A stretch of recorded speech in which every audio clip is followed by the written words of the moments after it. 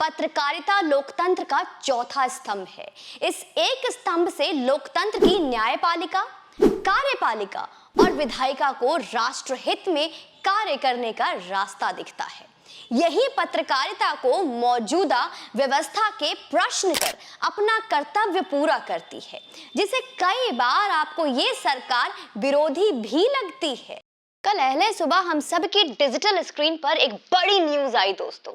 News थी Delhi NCR के कई पत्रकारों के यहाँ पुलिस की छापेमारी की। ये छापेमारी दिल्ली पुलिस की थी और जिनके यहाँ छापा हुआ उनके नाम प्रमुख रूप से अभिसार शर्मा, भाषा सिंह और प्रांजय गुहा ठाकुर है। यह वीडियो हमने की थी इस विषय पर कुछ एक महीने पहले। ये छापे उसी विषय से जुड़े थे दोस्तों। ये छापे थे कुछ पत्रकारों के चीनी साठ घाट पर। चलिए विस्तार से बताते हैं। नमस्ते भारत, कैसे हैं आप लोग? दोस्तों, अमेरिकी अखबार न्यूयॉर्क टाइम्स ने 5 अगस्त 2023 को एक इन्वेस्टिगेटिव रिपोर्ट पब्लिश की। इसमें कहा गया कि अमेरिकी अरबपति नेविल रॉय सिंघम ने चीनी प्रोपेगेंडा को बढ़ावा देने के लिए दुनिया की कई संस्थाओं को पैसा दिया है। इनमें भारत की न्यूज क्लिक वेबसाइट भी शामिल है। न्यूज क्लिक एक ऑनलाइन न्यूज पोर्टल है जिसमें देश और दुनिया की खबरें प्रकाशित होती हैं। इसे PPK NewsClick studio private limited नाम की कंपनी चलाती है। एक बार फिर से मैं कहूंगी, वीडियो को लाइक करके शेयर कीजिए। प्रवीर पुरकायस्थ ने 2009 में इस कंपनी की शुरुआत की थी दोस्तों। फिलहाल वही इसके एडिटर इन चीफ भी हैं अभी। एनवाईटी के मुताबिक नेविल रॉय सिंघम सीधे तौर पर चीनी सरकार के निर्देशों पर काम नहीं करते। हालांकि वो उन संस्थाओं के साथ जुड़े हैं जो दुनिया के चीन की उपलब्धियां का बखान करती है। 69 साल के सिंघम चीन के शंघाई में बैठते हैं। वहां उनका नेटवर्क यूट्यूब पर एक शो भी चलाता है। इसके लिए शंघाई का प्रोपेगेंडा विभाग भी कुछ पैसा देता है। सिंघम के साथ मैसाचुसेट्स में एक थिंक टैंक, मैनहट्टन की संस्था, दक्षिण अफ्रीका में एक राजनीतिक दल, भारत और ब्राजील में न्यूज ऑर्गेनाइजेशन सहित कई ग्रुप जुड़े हैं। इनके पास अरबों डॉलर के साधन भी हैं दोस्तों। 7 अगस्त 2023 का बीजेपी सांसद निशिकांत दुबे ने लोकसभा में एनवाईटी की रिपोर्ट का हवाला देते हुए कई पत्रकारों पर चीनी प्रोपेगेंडा फैलाने का आरोप लगाया था।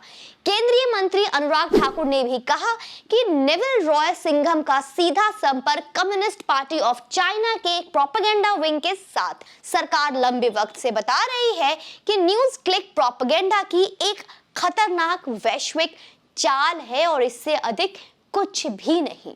इसके बाद 17 अगस्त 2023 को न्यूज क्लिक के खिलाफ अनलॉफुल एक्टिविटीज प्रिवेंशन एक्ट यानी यूएपीए और आईपीसी की धारा 153A 2 समुदाय के बीच शत्रुता बढ़ाना और 120 बी क्रिमिनल कॉन्स्पिरेसी के तहत केस दर्ज किया गया दोस्तों।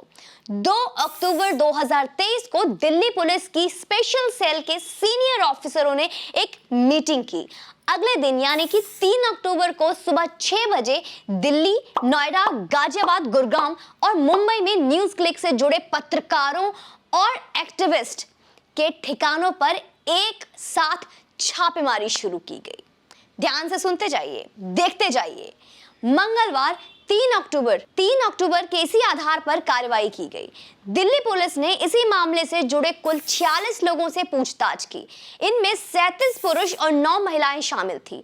न्यूज क्लिक और इससे जुड़े पत्रकारों के 31 ठिकानों पर स्पेशल सेल ने तलाशी की। इसके अलावा 2 लोगों को गिरफ्तार भी किया गया है। इसमें न्यूज क्लिक के फाउंडर प्रवीर पुरकायस्थ और न्यूज क्लिक के एचआर अमित चक्रवर्ती शामिल हैं। उन्हें बुधवार को कोर्ट में पेश किया जाएगा दोस्तों। पत्रकारिता लोकतंत्र का चौथा स्तंभ है।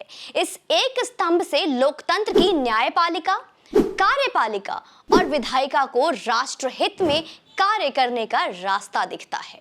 यही पत्रकारिता को मौजूदा व्यवस्था के प्रश्न कर अपना कर्तव्य पूरा करती है, जिसे कई बार आपको ये सरकार विरोधी भी लगती है।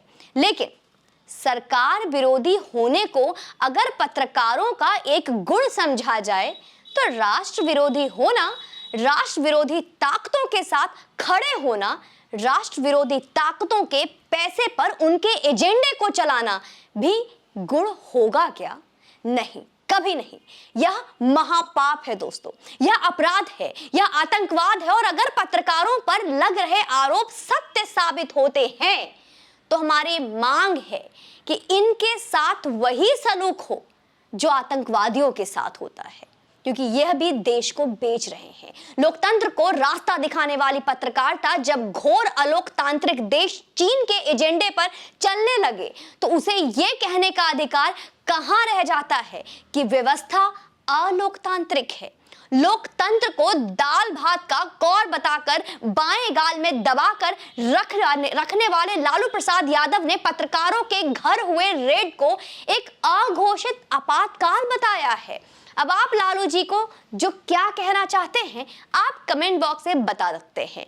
आप उन बुद्धिजीवियों को भी अपनी बात अपनी भाषा में समझा सकते हैं जिन्हें ये कदम नरेंद्र मोदी के अपने खिलाफ आवाज दबाओ अभियान का हिस्सा लग रही है। बाकी इसमें आपके क्या विचार है कमेंट बॉक्स में जरूर आएं। और आपके कोई पर्सनल क्वेश्चन है तो आप मुझे ईमेल कर सकते हैं, मुझे इंस्टाग्राम पे डीएम कर सकते हैं। जय हिंद, वंदे मातरम।